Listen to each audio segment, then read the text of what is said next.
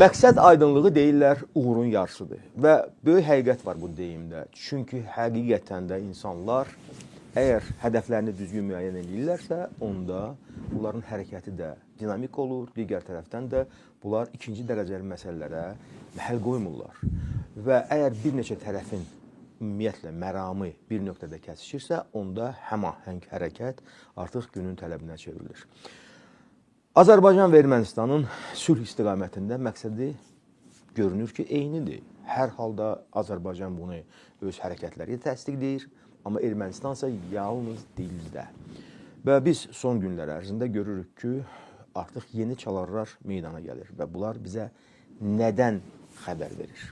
Salam, hər vaxtınız xeyir, dəyərli tamaşaçılar. Biz müzakirə vaxtında bu günləri qonağımız Milli Məclisin deputatı Azər Allahverənovla söhbət edəcəyik. Azər müəllim, bir daha mən sizi salamlayıram. Salam, Toxman. Təsadüfən mən Ermənistanın yanaşmasında yeni çalarlardan danışmıram. Çünki biz görürük, dildə rəsmi İrəvan hər halda bəyan edir ki, onlar sülhə sadiqdirlər və bu prosesdə Azərbaycanla eyni mövqeyini bölüşürlər. Ancaq biz görürük ki, bəzi məqamlarda artıq çox xaric səslənən, belə deyək, səslər də eşidilir. Söhbət elə Avropa İttifaqı ilə Ermənistan arasında bağlanmış bu sazişdən gedir. Çox, belə deyək də, tutarlı bir sənəd təəssüratı doğursa da, ancaq orada müəmmaların sayı həddən artıq çoxdur. Ümumiyyətlə, siz onunla tanış olanda hansı qənaətlərə gəldiniz? Çünki çox orada iti, belə deyək, və anlaşılmayan motivlər var. Bəli.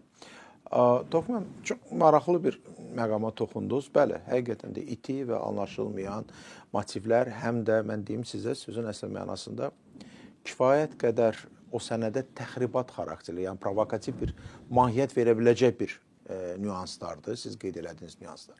Və mən sənədə oxuyanda məndə belə bir təəssürat formalaşdı ki, bu sənəd sanki Ermənistanın hansısa siyasi mövqeyini gücləndirmək və ya potensialını artırmaq yox, daha çox qonşularla olan münasibətlərdir ki, Azərbaycanın əleyhinə və ya Ermənistanla son zamanlar yaxınlaşan ABŞ-ın və ABŞ-ın konkret olaraq Ermənistan üzərinə olan geostrateji maraqlar və o maraqlara zərbə vurmaq məqsədi ilə tərtib olunubdur. Məndə belə bir təəssürat yaratdı. Nə üçün? Çünki əgər söhbət strateji tərəfdaşlıq gündəliyindən gedirsə ki, bu sənədin özü 7 illik bir müddəti faktiki olaraq əhatə edir və bu 7 il ərzində əgər Avropa İttifaqı ilə Ermənistanın mövqelərinin yaxınlaşdırılmasına hesablanmış bir sənəddirsə, məntiq tələb edir ki, sülh gündəliyi həmin sənədin əsas qayəsini təşkil eləməlidir. Yəni, bunu məntiq tələb edir. Və bu 7 il ərzində əgər Avropa İttifaqı, tək Cənubi Qafqaz bölgəsində Avropa İttifaqı Ermənistanla münasibətdə deyil, Gürcüstanla da münasibətdədir, orada başqa bir xarakter daşıyır bu münasibətlər və başqa bir niyyətdən xəbər verir. Xüsusilə də Gürcüstanın ictimai-siyasi mühitdə bu özünü göstərmiş olur. Azərbaycanla olan münasibətlər, bu da tamamilə fərqli bir kontekstdədir. Çünki burada həmin münasibətlərin əsas xəttini iki element açıq-aşkar təşkil edir. Bu, enerji təhlükəsizliyi məsələləridir. Burada beynəlxalq nəqliyyat, logistika layihələridir. Faktiki olaraq bu görür ki, sırf iqtisadi yönümlü deməli sütunlardır. Hansı ki, Azərbaycanın Avropada. İndi gələk Ermənistana. Avropa İttifaqında çox maraqlı bir proqramı var, CEPA Plus proqramı var. Bu sırf iqtisadi münasibətlərin inkişaf etdirilməsinə xidmət edən bir proqramdır. Yenə də məntiq tələb edir ki, Avropa İttifaqı bu proqram üzərindən Ermənistanın iqtisadi imkanlarının artırılması hesablana biləcək bir siyasət yürütmüş olsun. Bu da yoxdur. Əzəm, çox üzr istəyirəm. Çünki kontekst hətta bir məqamı da tələb edir ki, ümumi regionun təhlükəsizliyi. Bəli. Ona da bir baxın, həmən o sülh gündəliyi dediyimiz komponent faktiki olaraq sülh anlayışı ilə təhlükəsizlik bunlar tandem təşkil edir. Yəni bu unisondur. Bəli. Bu qətiyyən biri digərindən fərqli deyil. Azərbaycanın sülh gündəliyi bütövlükdə Cənubi Qafqaz və hətta mən demirəm Azərbaycanla Ermənistan arasında. Azərbaycan sülh gündəliyi bütövlükdə Cənubi Qafqaz bölgəsində sülh və təhlükəsizlik arxitekturasını müəyyənləşdirmiş olur. Real olaraq, hətta Gürcüstanın özündə də müəyyən qüvvələr var ki, xüsusilə də Ermənistana yaxın olan, Avropa İttifaqına yaxın olan ki, onlar çalışırlar hansısa bir vəziyyətdə daha çox öz maraqlarını təmin etmək. Amma Azərbaycan da deyir ki, baxın, Cənubi Qafqaz bölgəsində 3 respublikayıq. Lider ölkə mənəm, lokomotiv mənəm və mənim iştirakım olmadan heç bir inteqrasiya layihəsi icra oluna bilməz. Bu da anlaşılandır. Bax, bu element, bax, bu yanaşma, bu sənəddə varmı? Yoxdur. Əksinə, bu sənəddə elə bir elementlər daxil olunub ki, yəni biz faktiki olaraq əgər bugün bəyan eləyiriksə ki, dekabrın 1-dən etibarən ATƏT, Minsk qrupu öz fəaliyyətini dayandırıbdır. Nə üçün dayandırıb, o da bəllidir. Çünki münaqişə yoxdur. Münaqişə olmadığı təqdirdə necə ola bilər ki, münaqişənin hansısa elementləri, hansısa bir komponentləri, ya fəsad şəklindəmi, ya hansısa pre-fəsad şəklindəmi o sənəddə daxil olsun və göstərilsin. Azər müəllim, həm də siz logistik məsələlərə toxundunuz, adını çəkdiniz hər halda da. Amma bu sənəddə, məsəl üçün, Zəngəzur dəhlizi ilə bağlı qətiyyən bir şey yoxdur. Bu da təəccüb doğurur. Digər tərəfdən, əgər həqiqətən də region Avropa İttifaqı üçün çox vacib əhəmiyyət kəsb edirsə, bəs necə olur ki, siz inteqrasiya məsələlərində daha çox, mən deyərdim, o aqressiv, həm də militarist ruhlu məqamları qabartmısınız. Baxın, bu mahiyyət çox məsələlərdən xəbər verir. Mən təəssüratlarımı bölüşdüm ki, yəni məndə bu sənədi oxuyanda və ayrı-ayrı bəndlərə bax, təbii ki, 64 səhifəlik sənədin hamısını da əvvəldən axırı oxumaq da bir qədər yüklü görünür. Biz özümüz üçün maraqlı olan nüanslara diqqət yetiririk ki, o da 5 təqribi müddəada Azərbaycanın adı gedir. Məsələ bundadır ki, baxın, siz tamamilə doğru qeyd elədiniz ki, əgər söhbət inteqrasiyadan gedirsə ki, başa düşürük, Avropa İttifaqına, ümumiyyətlə Avropa məkanına inteqrasiya, bu tək siyasi inteqrasiya deyil. Burada daha çox siyasi inteqrasiyadan çox iqtisadi inteqrasiya olmalıdır ki, bu da geosiyasəti müəyyənləşdirmiş olsun. Yəni, o məşhur bir deyim var, atı arabadan qabağa bağlamaq və ya arxada bağlamaq. Bunlarda belə bir yanaşma qabarıq şəkildə özünü göstərir. Məsəl üçün, ABŞ-ın konkret olaraq Cənubi Qafqaz bölgəsi və konkret olaraq Ermənistanla bağlı siyasəti bəllidir.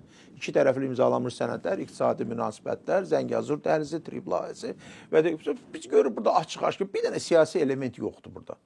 Donald Trump'ın konkret olaraq bu məsələdə yanaşması belədir ki, iqtisadi potensialının artırılması konkret layihələr üzərindən və salam. Avropa İttifaqına gəlib çatdıqda, Avropa İttifaqı nədənsə burada sırf siyasi bir xət götürür və məndə həmən o təəssürat eyni zamanda başqa bir fikri də formalaşdırır ki, bu sənədin hazırlanmasında bilavasitə iştirak edən qruplar, xüsusilə də Avropa parlamentində olan lobbist qruplarla əlaqəli olanlar, erməni diasporası ilə bağlı olan qruplar, eyni zamanda Fransa hökumətində təmsil olunan erməni pərəst qüvvələr. Bax, bunlar çox belə bir fəallıq nümayiş etdiriblər, bu sənədi hazırlayıblar. Sual yarana bilər ki, deyək, Avropa İttifaqı ilə bu sənəd imzalanır, deyək, fərz elə Avropa Komissiyasının bəs mövqeyi öyrənilmirmi? Biz onu görürük ki, öyrənilmir. Yəni, bundan xəbər verir ki, Avropa İttifaqında gedən proseslər, xüsusilə də bəzi müddəalar üzrə və ya bəzi segmentlər üzrə o çat ki, əmələ gəlir, o siyasi çatdır, burada da özünü göstərir. Həm də o dərinləşməyə doğru gedir. O dərinləşməyə doğru. İndi baxın, Almaniya hökuməti. Almaniya hökuməti ilə Ermənistan hökuməti arasında gedən proseslərə diqqət yetirində görür ki, burada iqtisadi zəminli münasibətlərin inkişaf etdirilməsi də Almaniya hökuməti öz maraqlarını nümayiş etdirir. Və bu da başa düşüləndir. Avropa İttifaqının iki əsas dövləti olan Fransa və Almaniya, burada daha çox Fransanın dəstək xəttini biz görmüş oluruq. Nə qədər də indi biz bunu rəsmi Brüssel formatında qəbul eləsək də belə, Fransanın dəstək xətti və Fransa hökumətinin içində olan, xüsusilə də Makron siyasətinə təsir edən həmin qruplar eyni zamanda bax, bu sənədin hazırlanmasında bir alvasitə iştirak etdiklərini biz həmən orada yazılmış ifadələrdən belə görürük. Bəli. Üzr istəyirəm sizdən, Azər müəllim, təbii ki, burada Fransanın o dominant olmaq istəyi özünü... Fransa bütövlükdə demirəm, hansısa bir siyasi mərkəzlərin və dairələrdən... Amma həm də o köhnə tendensiya ki, bu yaxınlara qədər 2 il bundan əvvəl, məsəl üçün, qüvvədə idi və rəsmi Paris onu belə çox qətiyyətlə irəli sürmək istəyir. İndi onun da bəzi elementlərini biz görürük. Amma biz çox gözəl başa düşürük ki, Avropa İttifaqının, ümumiyyətlə Avropa dəyərləri, demokratik, nə bilim, təsisatların rolu, cəmiyyətlərdə saflaşmanın getməsi, insan azadlıqları və s. bunlar hamısı öz yerində. Amma həm də bu sənəd bir kəlmə olsun belə Azərbaycanlıların Zəngəzura qayıdışı ilə bağlı da bir şey yazmayıb axı. Yəni Ermənistan bu mövzudan qaçır, bu bizim üçün bəlli bir həqiqətdir. Amma Avropa İttifaqı niyə öz dəyərlərinə zidd gedir burada? Niyə 300 minə yaxın Azərbaycanlıların demək haqqının gündəmə gətirilməsini istəmir? Bu nə ilə bağlıdır? Niyə bunlar bu mövzudan qorxurlar? Ümumiyyətlə Avropanın dəyərləri hardadır? Vensonun yaxşı izahını verdi ki, o necə bu dəyərlər ayaq altına alınıbdır, necə bu dəyərlərin üzərindən xətt çəkir Avropa özünün daxili və xarici siyasəti ilə. Məsələ bundadır ki, o dəyərlər sadəcə olaraq bəzi proseslərdə bir müəyyən manipulyasiyalar üçün istifadə oluna biləcək bir alətlər səviyyəsindədir. Misal üçün, insan hüquqları və digər mövzular üzrə hansı bir dövlətin üstünə bir səlib yürüşə keçsin. Vicdan azadlığı. Vicdan azadlığı. Bax, bu pluralizm müəyyən, o media azadlığı. Bax, bu mövzular üzərindən hansı bir dövlətlərin əleyhinə qətnamələrin qəbul olunması, siyasi təzyiq elementlərinin istifadə olunması. Əgər biz Avropadan danışırıq, Avropanın daxilində Korsikadan tutmuş üzv eləməsinə, Etrusklar, filanlar, fəsməkənlər, yəni bunların problemləri hansı səviyyədədir, bəllidir və hardan qaynaqlanır, o da bəllidir də. Əgər Korsika öz dilində danışmaq, insanlara bəli öz dilində danışmağa qadağa qoyurlar. Qadağa qoyurlar. Yəni gəlsinlər Fransa hökuməti ya Avropanın o belə deyək də dəyərlər uğrunda güya ki mübarizkar özünü göstərən dövlətlər gəlsin görsün Azərbaycanda 100-dən artıq millət öz dilində danışır. Yəni bu bir həqiqətdir. Göstərici. Məktəbləri var. Məktəbləri də fəaliyyət göstərir müxtəlif dillərdə. Azərbaycanda etnik azlıqlardan söhbət gedir. Azərbaycanda hətta 30 ildən çox işğalçılıq siyasəti bizə qarşı yürüdən, torpaqlarımızın 5də 1 hissəsini işğal altında saxlayan dövlətin və millətin kilsəsi Bakı şəhərinin tam mərkəzində kitabxanası və arxivləri qorunmaq şərti ilə. İndi bu yaxınlarda Ermənistanın vətəndaş cəmiyyəti nümayəndələri gəldi. Təəccüb elədilər ki, muzeyin içində o kitablar, o qədim kitablar, əl yazmalar hamısı orada saxlanılır. Bu azmış kimi həmin muzeyin işçisi gid erməni dilində onlara bu muzeyin tarixi barədə danışır. Yəni bu həqiqətən də çox maraqlı bir modeldir və dünya üçün örnek ola biləcək modeldir. İndi gələk Avropaya. Avropa həmin o dediyiniz yalançı dəyərlər. Əslində dəyərlər universaldır. Yəni, universaldır, bəli. Onlar sadəcə ona elə bir don manipulyasiyalar eləyir. Bəli, sırf manipulyasiyalar eləməklə dövlətlərin üzərinə hücuma keçilir. Qərbi Azərbaycan mövzusuna gəldikdə isə, xüsusilə də Qərbi Azərbaycandan olan soydaşlarımızın hüquqlarının təmin olunması məsələsinə gəldikdə isə, bu sənəddə onun əks olunmaması onu göstərir ki, yenə də Avropa Azərbaycana qarşı qərəzli, Azərbaycana qarşı kifayət qədər subyektiv bir münasibət sərgiləməkdədir. Çünki əgər Ermənistanın öz daxilində gedən siyasi proseslər barədə hansısa bir xətti müəyyənləşdirmiş olursa Avropa İttifaqı, bundan da başqa bir vacib bir mövzu, həmin ərazilərdən didərgin salınmış 300 mindən çox, yəni əhalinin bugün deyə rəsmi olaraq statistik rəqəmləri deyirəm də 3 milyon 100-dürsə rəsmi olaraq, onun da təqribən 1 milyona yaxını ölkənin hüdudlarından kənardadır, köçüb gedib. Söhbət bu Ermənistanın öz mənbələrindən olan məlumatlardan gedir. 2 milyon zat civarında bir əhalisi olan, onun da əgər biz 300 min də Qərbi Azərbaycandan olan bizim soydaşlarımızın Azərbaycan ərazisindən məskunlaşdığını, yəni başqa ölkələrə gedənləri demirəm. Bu 300 mindirsə, siz təsəvvürünüzə gətirin ki, bu aşağı-yuxarı təqribən neçə faiz? Bir 10%-dən yuxarı hissəsini təşkil edir. Təqribən 15%. Yəni bir əhalinin, yəni indi hal-hazırda yaşayan əhalinin 15%-i qədər olan bir xalqın səsi və hüququ heç bir sənətdə əks olunmur. Və nəinki əks olunmur, ümumiyyətlə o mövzuda danışmaq istəmirlər. İndi sual yaranır. Niyə o element oraya daxil edilməyibdir? Çünki Avropada çox gözəl başa düşür ki, bu mövzu tabudur. Ermənistan cəmiyyətində. Tövbəlidir. Tövbəlidir. Bunun üzərində danışmaq olmaz. Bunun üzərində hansısa bir fikir irəli sürülərsə, dərhal hamının yadına Ter Petrosyanın məşhur bir ifadəsi düşəcəkdir ki, həm də etirafı. Etirafı ki, bəli, biz əgər 170 min Ter Petrosyanın dönəmində 170 min, ona qədər artıq bir 130-140 min insan didərgin salınmışdı 88-də. Bu etiraf olur 91-ci ildə və deyir ki, bu il ərzində 170 minə qədər biz insanı buradan didərgin salmasaydıq, təqribən 10-15 ildən sonra, 20 ildən sonra demoqrafik artım sayəsində bütün gedən siyasi proseslərdə və seçkilərdə onlar söz sahibi sahib olur. Bəli. Yəni bu konkret olaraq bunlar deyirlər ki, bu nə hansı səbəbdən. Amma Avropa bunu görmür. Avropa isə bunu görmür. Yəni biz Görmək istəmir. hətta 15-20 ildən sonra, 25 ildən sonra olan hansısa prosesləri bu gün əldə bayraq eləyib dilə gətirən siyasi liderlərin bu kimi qənaətə, bunların özü bir rasist qənaətdir, irqçi bir fikirlərdir və Avropa nədənsə bax bu irqçi fikirləri görmür. Bu da hələn bu sırf Qərbi Azərbaycanla bağlı olan mövzu və digər mövzular da elə buna bənzər. O səviyyədə. Bəli. Azərbaycan bizim axırıncı məqamımız qaldı. Söhbətimizin final hissəsinə biz çatmışıq.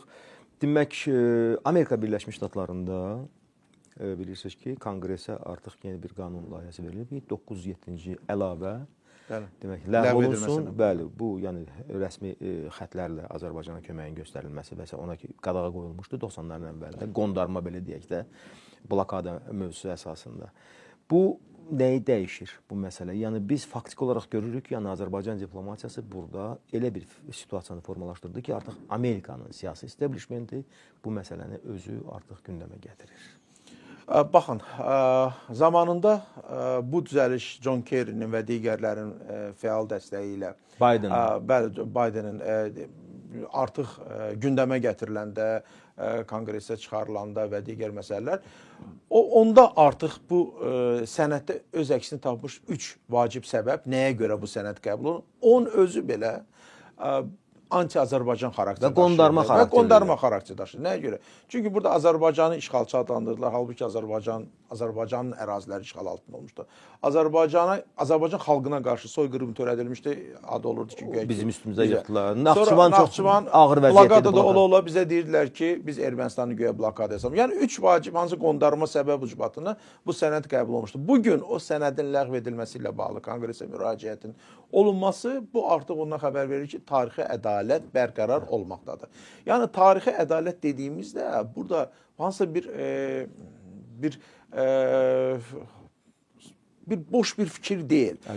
Tarixi ədalət dediyimiz məfhum özü beynəlxalq hüququn təməl prinsiplərinə söykənir. Biz necə ki BMT-nin 4 qətnaməsinin ən yüksək səviyyədə təmin olunmasına nail olduqsa öz gücümüzdən bir mənalı şəkildə. Bugün də həmin 907-nin ləğv olunması yenə də beynəlxalq hüququn təmin olunması deməkdir. Və burada da Azərbaycan diplomatiyasının təbii ki, böyük uğuru kimi də dəyərləndirə bilər və mən əminəm ki, çox qısa bir müddətdə 907-ci düzəliş ləğv ediləcəkdir və heç bir zamanda Amerika Birləşmiş Ştatlarının belə bir Azərbaycana qarşı 90-cı illərin əvvəllərində xüsusilə sərgilənən münasibətin çalarlarını biz görməyəcəyik. Çünki artıq Amerika Birləşmiş Ştatları, yəni indən belə istəyir respublikaçılar, yox, demokratlar gəlsin hakimiyyətə, müəyyən bir qüvvələr gəlsin. O Amerika Birləşmiş Ştatlarının xarici siyasət kursunda Azərbaycan strateji tərəfdaş, Azərbaycan etibarlı tərəfdaş və Azərbaycan həm də Amerika Birləşmiş Ştatlarının Cənubi Qafqaz bölgəsində, yox, bütövlükdə Avrasiya qitəsində geo-iqtisadi maraqlarını təmin eləyə biləcək dövlət qismində çıxış edir. Və bunun üzərindən də xarici siyasət kursu və münasibətlər sırf Azərbaycanla bağlı qurulur. Çox sağ olun Azər müəllim, minnətdaram iştirakınıza görə dəyərli fikirləri səsləndirdiniz və bu bir daha onu təsdiqləyir ki, həqiqətən də Azərbaycan öz məqsədlərinə, bəyan etdiyi hədəflərinə sadiqdir və biz bu işlərin hamısında, hərəkətimizdə dönməzlik nümayiş edirik. Bu heç kəsə qarşı deyil. Heç kəsə də qarşı deyil. Bu beynəlxalq hüququn təmin olunmasına xidmət edir. Əlbəttə, həm də ki, bizim tək Azərbaycan ətrafında böyük bir arealda demək, sabitliyin bərqərar olmasına qulluq edən bir məramdır. Tamamilə. Minnətdaram sizə. Çox sağ olun, hörmətli tamaşaçılar. Biz bu günləri müzakirə vaxtında Azərbaycan Respublikasının Milli Məclisinin deputatı Azər Allahverənovu dinlədik. Aktual məsələlərə münasibət bildirdi bizim qonağımız və biz əminik ki, həqiqətən də biz düz yoldayıq və istəklərimizə də nail olacağıq. Bu günlük bu qədər. Salamat qalın, efirdə görüşərik.